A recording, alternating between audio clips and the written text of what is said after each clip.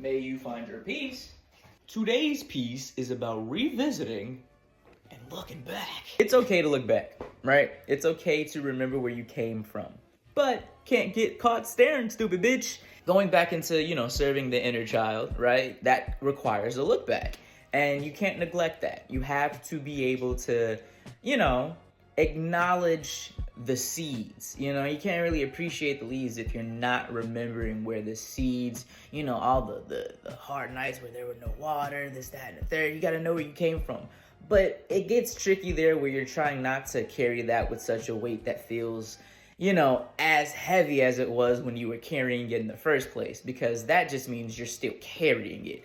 You don't want to carry yesterday's trauma in today and think that you're going to be optimal. You can't really do that. It's possible, don't get me wrong. I've done it. I know a lot of people that do it, but it's not optimal. That's the idea.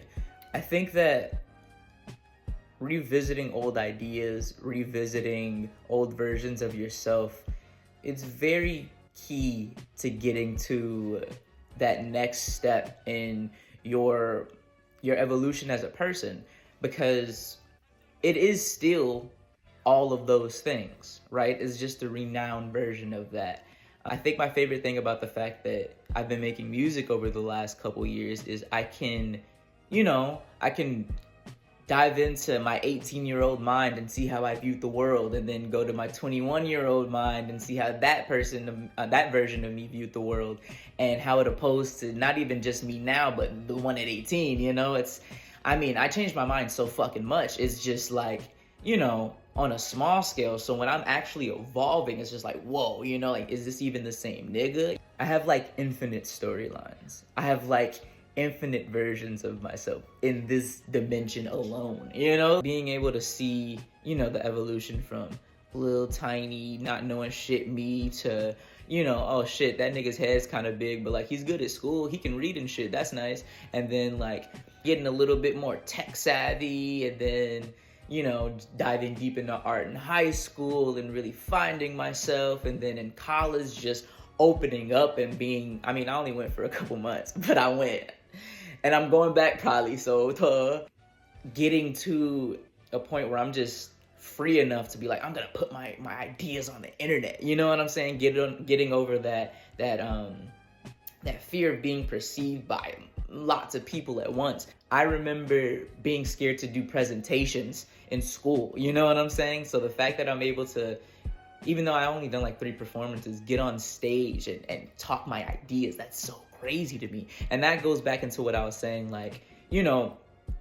taking I remember when I couldn't do this, right? And not kind of throwing it in that versions of me face, haha, I can do it now, but being hey bro, we got over that, and being I'm cool with this shit now. All that stuff that you were thinking in your head, oh, they're not gonna like me, and oh, this isn't good enough, what if I mess up? Yo, I messed up and I kept the ball rolling. It's not the end of the world. Guess what? I didn't die there. Ramon, I didn't die there.